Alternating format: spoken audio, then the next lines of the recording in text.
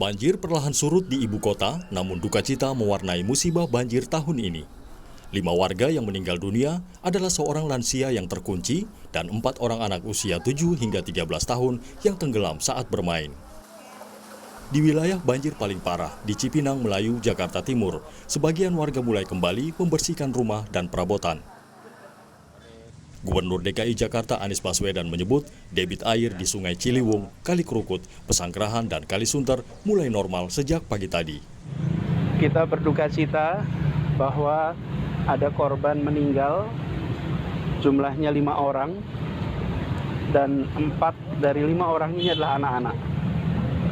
Usia 7 tahun, usia 11 tahun, usia 13 tahun. Mereka meninggal saat bermain di air, yang kemudian ada arus, yang kemudian ada yang terpeleset dan lain-lain. Sejak tadi pagi, permukaan Sungai Ciliwung, Sungai Krukut, Kali Sunter, Pesanggerahan telah sampai kepada posisi normalnya. Meski banjir mulai surut, Badan Meteorologi, Klimatologi, dan Geofisika BMKG mengimbau semua pihak tetap waspada. Kepala BMKG Dwi Korita Karnawati menyebut hujan ekstrim dengan intensitas tinggi diperkirakan terjadi pada Selasa 23 hingga 25 Februari. Nah, kemudian tanggal 23 ini sudah menjadi kuning bahkan sampai coklat kemerahan. Nah, yang diwaspadai itu warna kuning sampai coklat kemerahan itu hampir merata di seluruh wilayah Jabodetabek. Yang tengah memang masih hijau ya, tapi hijaunya ini kan sudah hijau ke arah kuning. Jadi kita waspada hari ini, kesimpulannya hari ini kita masih harus waspada. Ya.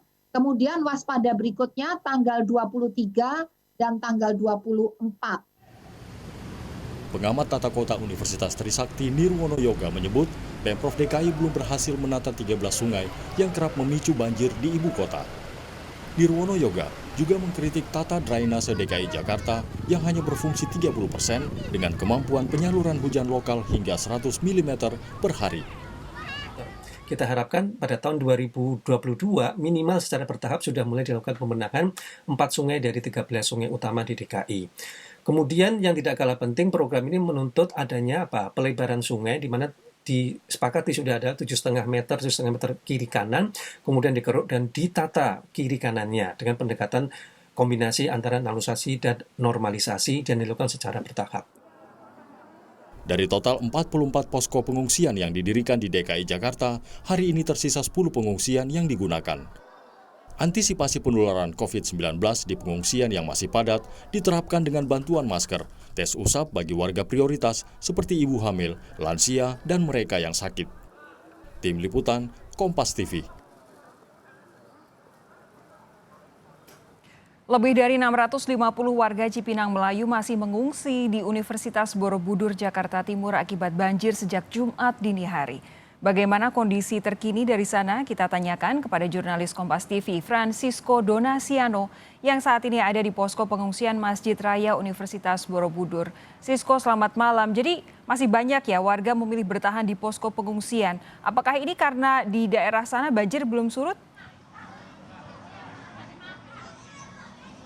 Ya, selamat malam Sofi dan juga saudara. Dari pantauan kami memang sudah berangsur dari total sebenarnya 670 warga yang terdampak banjir di kawasan Cipinang Melayu sini sudah kembali ke rumahnya. Untuk dari pantauan kami pada sore hari tadi saat kami juga melakukan peninjauan seperti itu, setidaknya untuk ketinggian muka airnya sudah menyisakan sekitar 5 hingga 10 cm.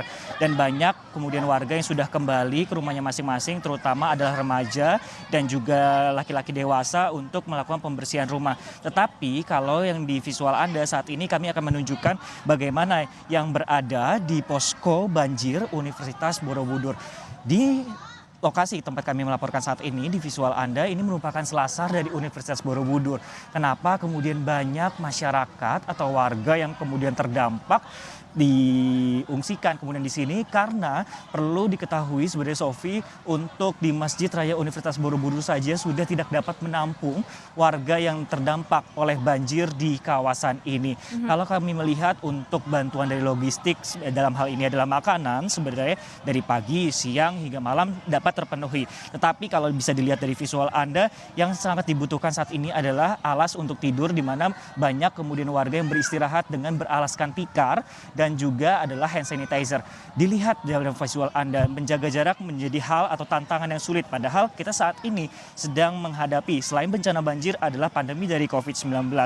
Berbagai langkah sudah diambil oleh pemerintah. Dan tadi kalau kami lihat di posko ini pada pagi hari, memang dari pukul 7 hingga pukul 10 pagi dilakukan juga tes usap antigen kepada beberapa warga, khususnya adalah lansia dan juga orang-orang yang suspek seperti itu, untuk dilakukan tes usap. Tetapi kalau untuk melihat bagaimana untuk menjaga jarak, mereka ini sulit. Kenapa? Karena kalau mendapatkan informasi juga dari kampung siaga bencana sendiri, mendapatkan informasi untuk mengatur 670 warga sini saja sebenarnya, Sofi, hanya ada 25 orang untuk melakukan pembagian logistik dan juga memberitahukan informasi pentingnya menjaga jarak di tengah pandemi dari COVID-19 ini. Dan memang harapannya sudah dibagi masker dan juga lain sebagainya. Banyak juga anak balita seperti yang ada di visual Anda juga, ini juga terdampak. Dari informasi yang kami dapatkan, selain juga banyak kemudian warga yang dilaporkan juga mengeluhkan berbagai penyakit kulit akibat adanya bencana banjir yang terjadi di kawasan Cipinang Melayu ini. Dan kalau kami memantau juga untuk di kawasan Cipinang Melayu sendiri juga masih kemudian banyak warga yang mengharapkan sebenarnya bantuan-bantuan, dalam hal ini adalah hand sanitizer dan juga perlengkapan. Dalam garis bawah ini adalah perlengkapan untuk wanita, karena untuk proses atau peralatan mandi yang berada di sini ini cukup kurang seperti itu dibandingkan dengan logistik. Sofi.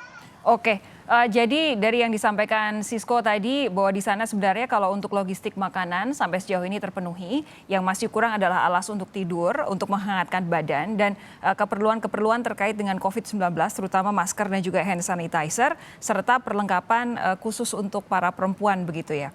Terima kasih Francisco Donasiano atas laporan Anda. Kita harapkan ada begitu banyak uluran dari masyarakat, dari pemerintah juga tentunya, untuk warga yang masih mengungsi saat ini di manapun banjir berada di sekitar DKI Jakarta.